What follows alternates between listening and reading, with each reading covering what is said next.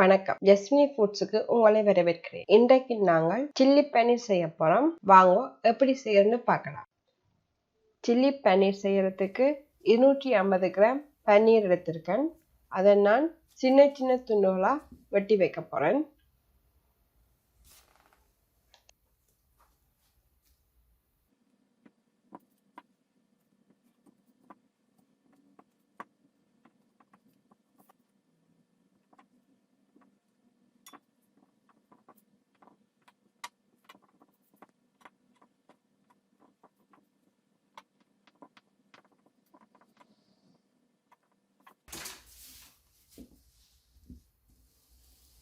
வெட்டிய பன்னீர் துண்டுகளை ஒரு பாத்திரத்தில் போட்டு அதுக்குள்ள உப்பு தேவையான அளவு, உங்களோட சுவைக்கு ஏற்ற மாதிரி உப்புன்ற அளவை கூட்டி குறைக்கலாம். அதோட அரை தேக்கரண்டி மிளகுத்தூள், அதோட சோளமா 1/4 கப் எல்லாத்தையும் ஒன்றோடு மிக்ஸ் பண்ணுவோம்.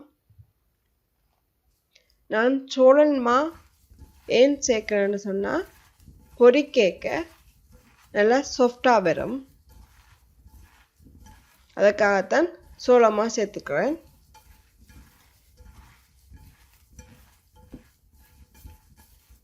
மிக்ஸ் பண்ணி வெந்நீரை பொரிக்கிறதுக்கு ஒரு மேசக்கரண்டி தேங்காய் எண்ணெய் பாவிச்சிருக்கிறேன்.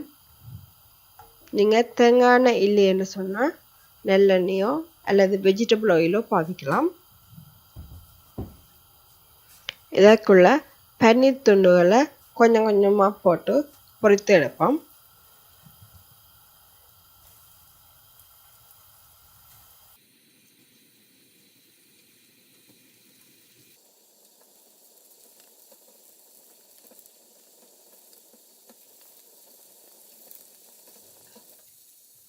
பன்னீரை நல்லா பொரிக்க வேணுமென்று இல்லை, பொன்னிறமாக வரும் வரையும் பொரிக்க வேணும்.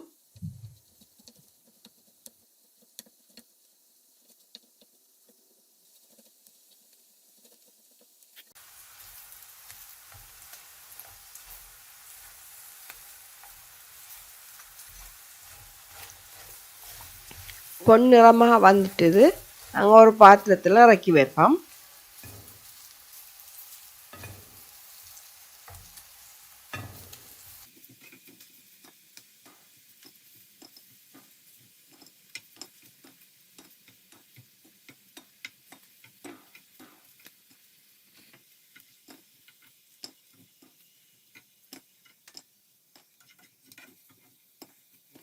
சில்லி பன்னீர் செய்யறதுக்கு ஒரு சட்டியில் 2 மேசக்கரண்டி தேங்காய் எண்ணெய் விடுறேன். இதை நீங்கள் தேங்காய் எண்ணெய் இல்லாட்டி வேறு நல்லெண்ணெயோ வெஜிடபிள் ஆயிலோ பாவிக்கலாம். 10 சின்ன சின்னனா வெட்டிய உள்ளி, அதை இதுக்குள்ள போட்டுக்கொள்கிறேன். உள்ளியை முதல்ல போட்டால் நல்லா வாசனையாக இருக்கும்.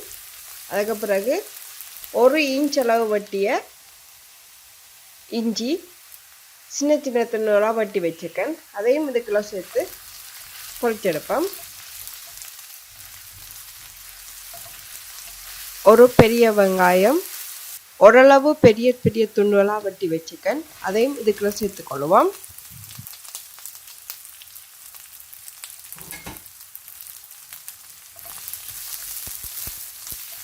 அதோட 2 ஸ்ப்ரிங் ஆனியன் சின்ன சின்ன துண்டுகளாக வெட்டி வச்சிருக்கேன். அதையும் இதுக்குள்ள சேர்த்துக்கொள்வோம். சில்லி பன்னீர் என்னபடியால் நான் 10 பச்சை மிளகாய் எடுத்து வச்சிருக்கேன். அதையும் இதுக்குள்ள சேர்த்துக்கொள்வோம்.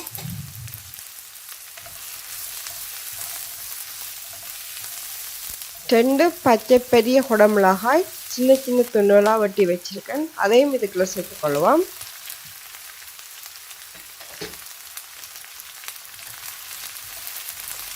வெங்காயம் பச்சை மிளகாய் எல்லாம் வடிவாக வதங்க வேணும் என்பதற்காக கொஞ்ச நேரத்துக்கு எல்லாவற்றையும் கிளறி விடுவோம்.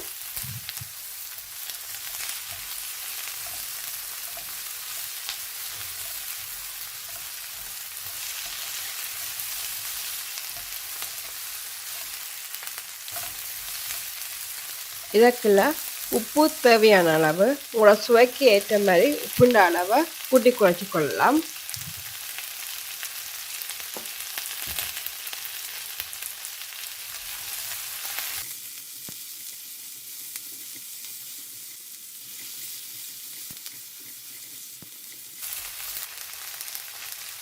அதோட 3 மேசக்கரண்டி டொமேட்டோ கச்சப். டொமேட்டோ கச்சப் இல்லைன்னு சொன்னால் நீங்கள் சீனியும் பாதிக்கலாம். அதோட 4 மேசக்கரண்டி சில்லி சாஸ். அதோட 2 மேசக்கரண்டி சோயா சாஸ். இது எல்லாத்தையும் ஒன்றோடு மிக்ஸ் பண்ணி விடுவோம். அப்போ தான் எல்லாத்தோடையும் சோயா சாஸும் டொமேட்டோ சாஸ் சில்லி சாஸ் எல்லாம் ஒன்றோடு சேர்ந்துருக்கும். கொஞ்சம் திக்காக வரணுமென்றதுக்காக நான் இதுக்குள்ளே சோளமா 5 மேசக்கரண்டி அதோட 100 ml தண்ணி சேர்த்து கலந்து விடுகிறேன். அப்போ தான் கொஞ்சம் திக்காக வரும்.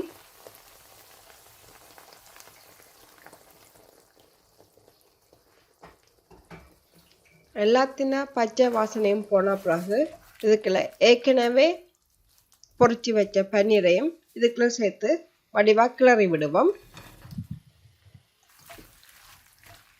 சுவையான சில்லி பன்னீர் தயார். நீங்களும் இந்த சில்லி பன்னீர் ரெசிபியை வீட்டில் செய்து பாருங்க. எப்படி இருக்குன்னு சொல்லி கீழே இருக்கிற கமெண்ட் செக்ஷனில் கமெண்ட் பண்ணுங்க. இந்த வீடியோ பிடிச்சிருந்தா உங்கள் நண்பர்களுடன் பகிர்ந்து கொள்ளுங்க. மறக்காமல் ஜஸ்மிஸ் ஃபுட் சேனலை சப்ஸ்கிரைப் பண்ணாதவர்கள் சப்ஸ்கிரைப் பண்ணிக்கொள்ளுங்க. மீண்டும் ஒரு புதிய வீடியோவுடன் உங்களை சந்திக்கிறேன். நன்றி, வணக்கம்.